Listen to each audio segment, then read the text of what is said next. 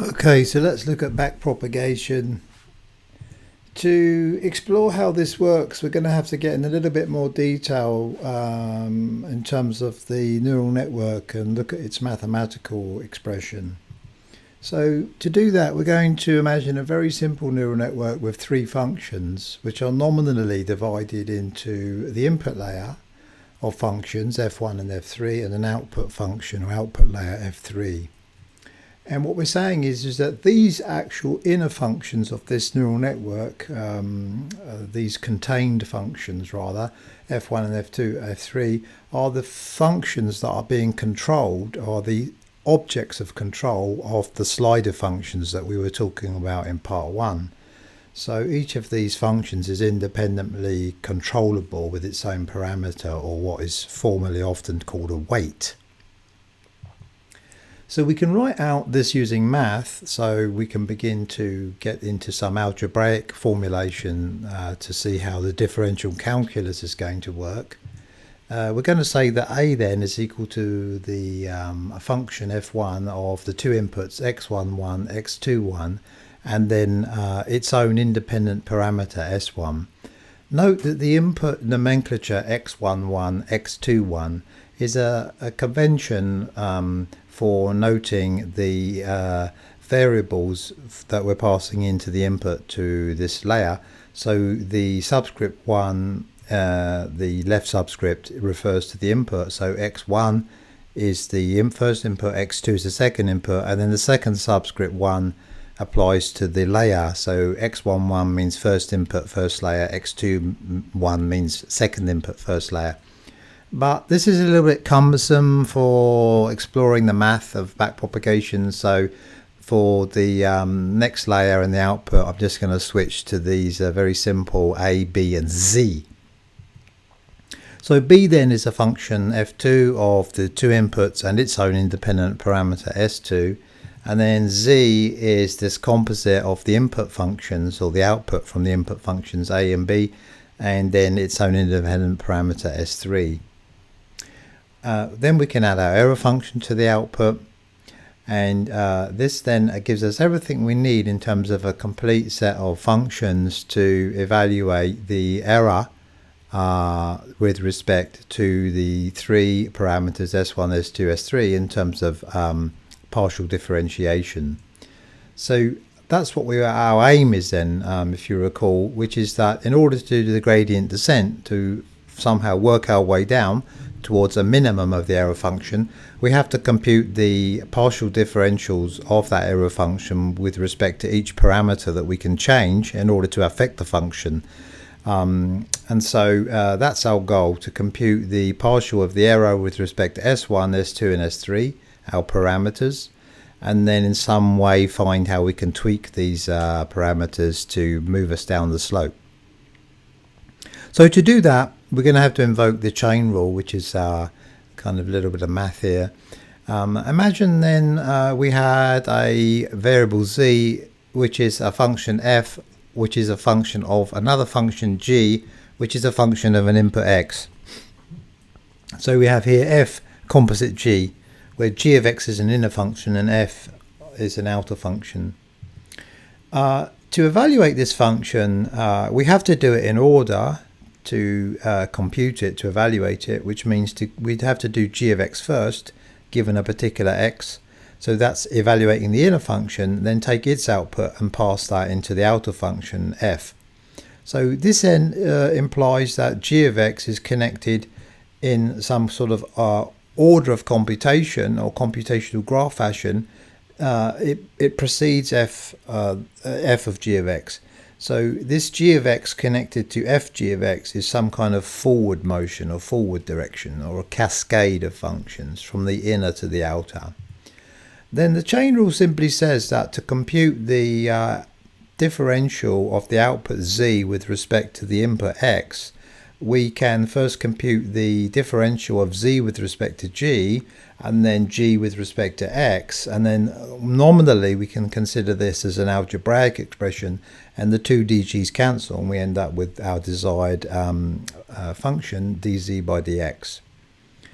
Note that This is multiplication, so multiplication is associative, which means it can be done in any order, including backwards. So we could have computed dg by dx and then secondly computed dz by dg and then multiplied them out and got the same answer. And this backwards or forwards freedom is something we're going to exploit in backpropagation. So we can use the chain rules to compute the errors with respect to each slider. How do we do that? So let's look at the partial of the error with respect to the parameter S3. We can see here that S3 is controlling F3, in other words it's controlling Z, and Z is fed into the error function. So to move back from the error function to S3, we have to compute the partial of the error with respect to Z and then the partial of the Z with respect to S3, and we multiply them out using the chain rule, and we end up with the partial of the error with respect to S3. Similarly, we can look at the partial of the error now with respect to S1, which is the partial of the error with respect to dz, multiplied by dz by dA, multiplied by dA by ds1. And if you look at the multiplicands there, the numerators are cancelling out with the denominators, and we're getting the desired output function of the partial of the error with respect to S1. So note here how the partial of the error with respect to S1 involves the partial of the error with respect to dz, which is a computation we did in the previous step when we were computing the partial of the error with respect to S3. So this is something we can exploit. Similarly with S2, the partial of the error with respect to S2 also involves the multiplicand or the multiplier of the error with respect to dz.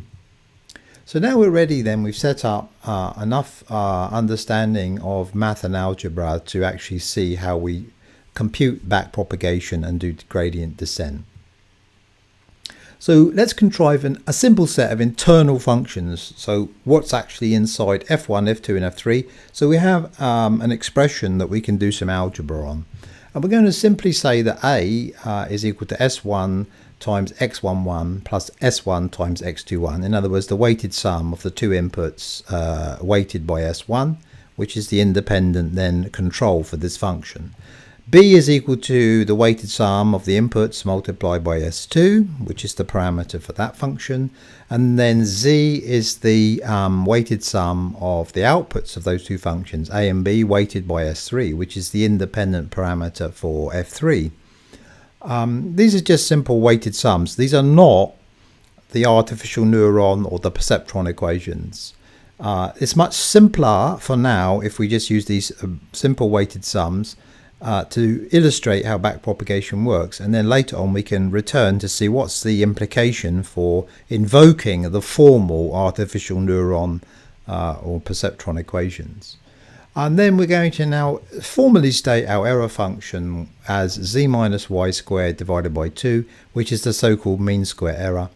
We could use any function there that plausibly computes error or evaluates error, but this is a commonly used one for two variables, so we're going to stick with it as something quite illustrative of what we might actually be doing in terms of calculus, differential calculus and backpropagation. But it doesn't affect the actual backpropagation method. Any of these functions actually could be set to anything so long as they're differentiable. It doesn't affect backpropagation, as we'll see later. So let's now do the math then for one of the gradients, S3. So we said that this is the partial of the error with respect to dz times the partial of dz with respect to S3. The error function then is half z minus y squared, which we can expand out. And then if we differentiate that with respect to z, that will give us 2z minus 2y. And then we times by the half at the front, and that gives us z minus y. Then if we look at the differential of z with respect to S3, the S3 goes to 1 and we're left with the constants a plus b. So now we can multiply these two, which is the chain rule, and we get that the partial of the error with respect to S3 is equal to z minus y times a plus b. Now note, this is an algebraic expression at this point. It's not an actual gradient, which is a numerical value, a scalar.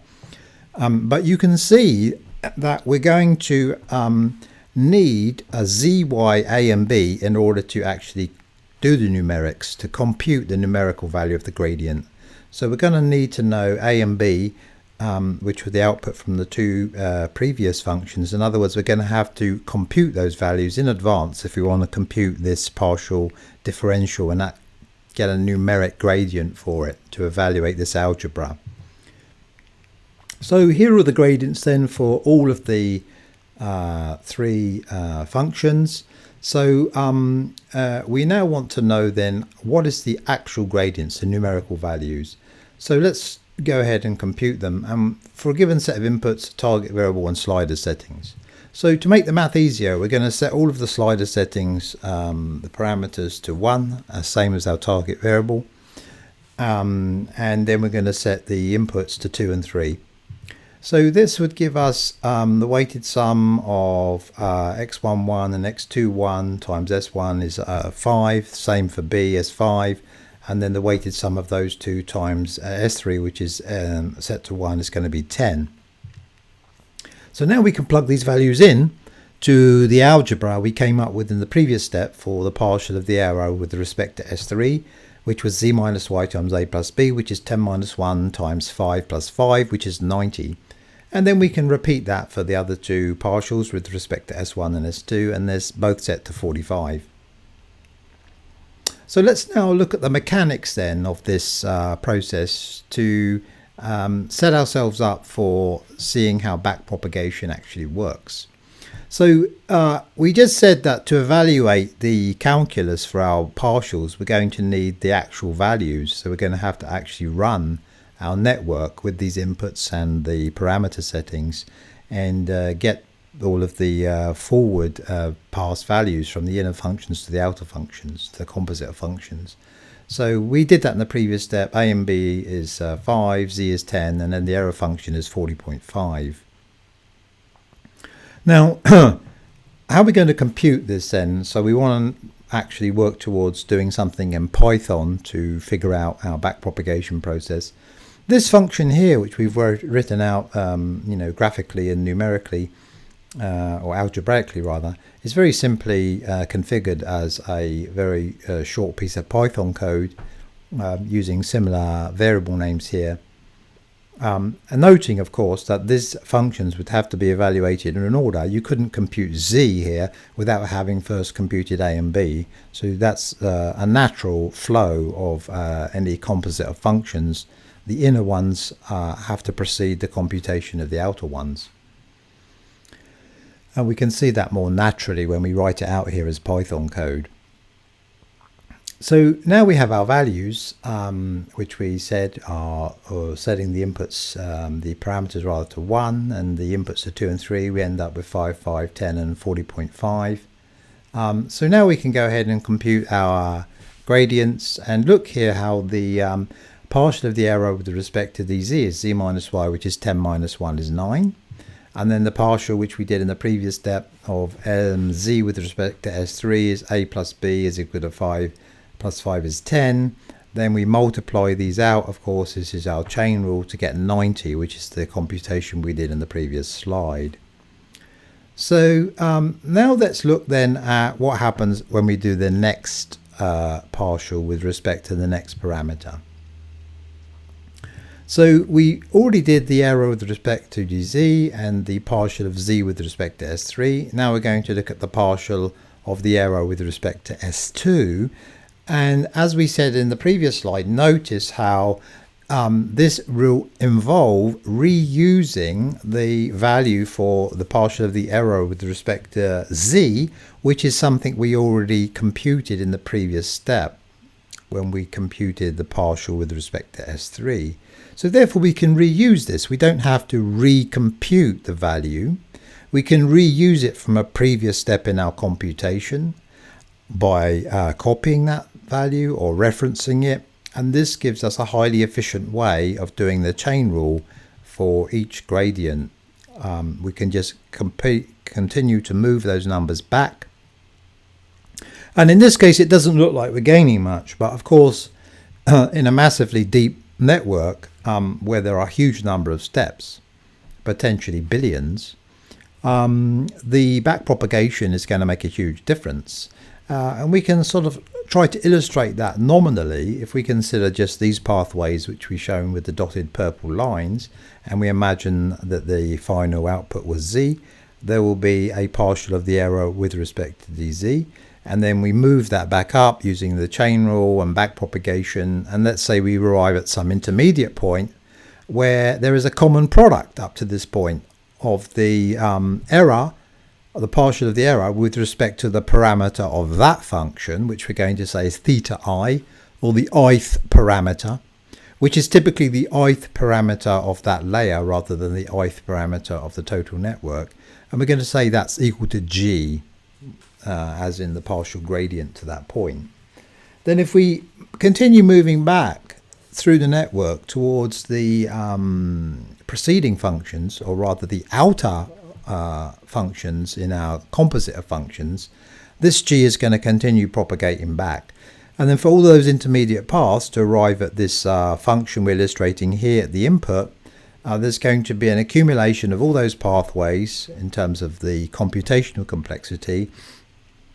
Then the product of the partials for the chain rule for those intermediate steps, all of them multiplied by the backpropagated partial to that point, which then updates the partial for the next layer, which then gets moved up to the next layer. And so on each step we are saving computational steps, or we're achieving computational efficiency by backpropagating those partial gradients up to that point, which we can think of as accumulating the gradients as we move backward. So how then do we update the sliders?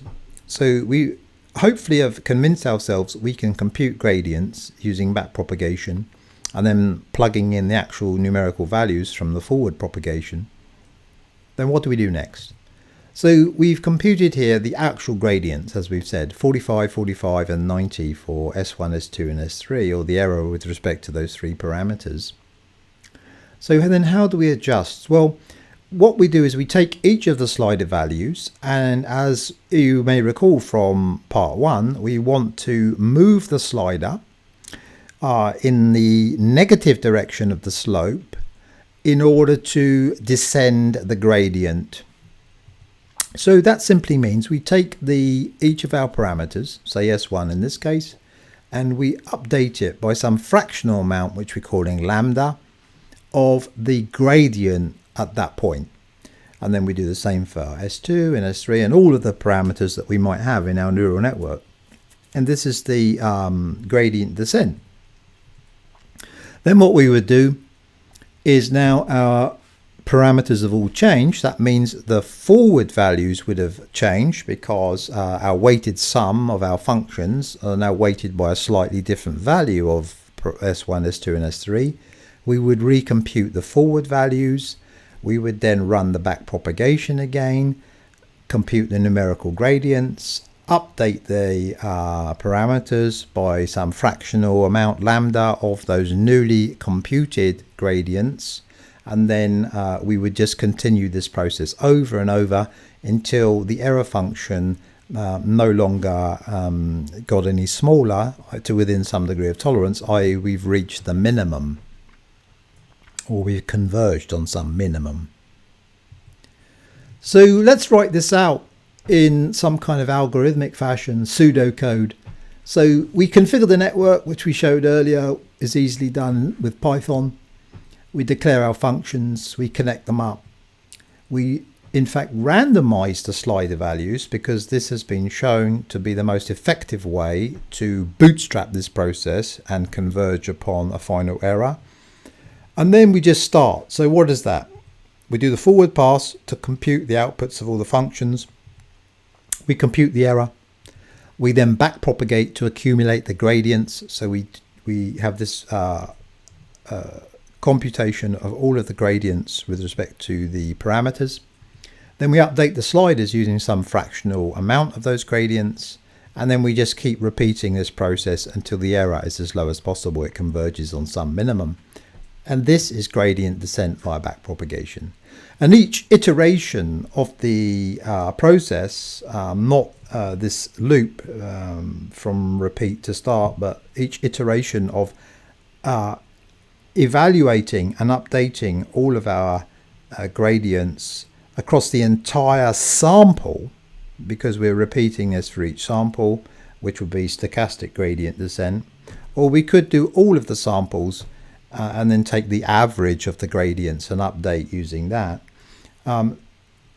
Every iteration through the sample of the data is called an epoch.